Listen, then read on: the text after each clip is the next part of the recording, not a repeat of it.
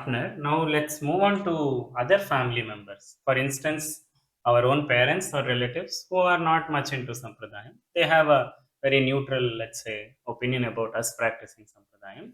Without, especially in case of our partner, we have a relationship that is a lot more intimate, so we can expect some things from them, etc.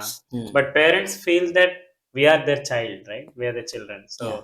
that we should listen to them. Hmm. Generally that's the mood of parents. So in such case, without disturbing the parents, at the same time, whatever that could be, like, acceptable for them. So what could we do to engage our parents so that it gets them some Motivation. motivation and Hmm. desire to eventually become Sri Vaishnava. Yeah. So this is the case where the children have become Shri Vaishnavas. They've connected with the acharyas and taken Panchasamskaram and so on. Or even without Panchasamskaram, they are, let's say, very devoted to Perumal and in the process of getting Panchasamskaram. But in many cases, when new people are coming to the Sampradayam like this, their parents will not be into Sampradayam because they are coming newly. So, in such cases, if the parents are favorable, if let's say they are not disturbing our faith and our practice, then that's a good step forward because we can understand that they have some respect for the philosophy, for the sampradaya, and so on. That is why they are not stopping us from going in that direction. So, then in that case, it will be somewhat easier for us. In general, elders will be having certain faith in spiritual matters, in Perumal, in Shastram, because in the previous generation, um, at least they were trained to be devotional because their parents, that is our grandparents, would have taken them to temples regularly and engaged them in bhajans, stotrams, and so on in the childhood. So they would have been already known, and they would already have had some exposure in the devotional aspects.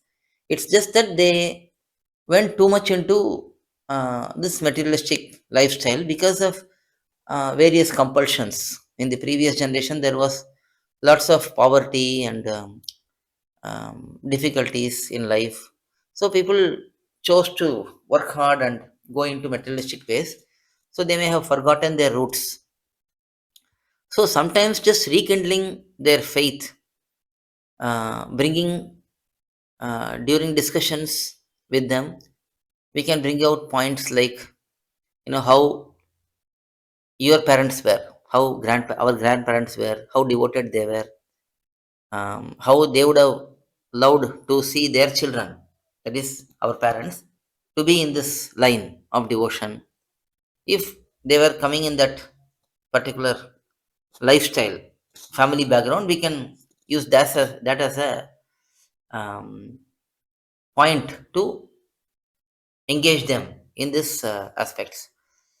Let's say their grandparents were also not involved in any spiritual aspects, devotional aspects, and our parents are supportive, but they are not really willing to take up to our sampradayam. Then it's difficult for us to convince them because, as you said, usually parents will think that they know better than their children. So they'll say that if you like something, you do it. Don't force me. So for them, it is only by our own live example how peaceful we are, how satisfied we are in life. For example, let's say that our parents, they are working and they are making lot of money, but they will still be having lots of tension, disturbances, worries, and so on. Maybe we are not making that much money. We are still um doing some work and earning some basic money. But if we are always happy and always satisfied, then definitely they will observe that. Sooner or later, they will realize that with all this money, we are not happy. Without much money, he is happy or she is happy. So sooner or later, they will realize that there is some reason for our happiness, and they will themselves ask. But if they are unfavorable, that is the worst case scenario for us. If they are totally unfavorable, then no matter what we try, they are not going to change. So better not to burn bridges, but better not to hurt them or harm them by harsh words or constant bombarding them with these kind of uh, sharing advice or whatever. Better not to do that. Let them learn in their life. They'll come to know the truth when the time comes for them. So these three different situations are there.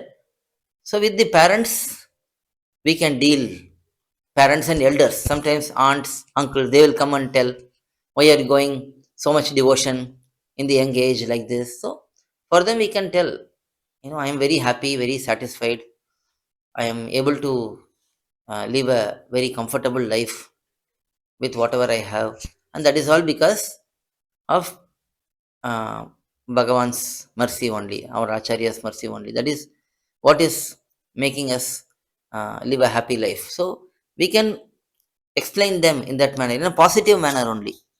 So for parents, it is parents and elders. It is more of based on our own conduct, our own happiness, and so on.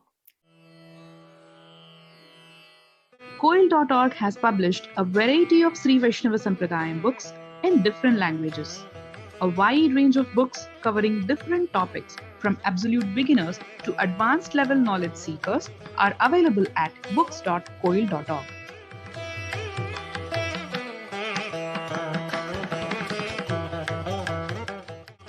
Books can be ordered via email koil.org@gmail.com or WhatsApp.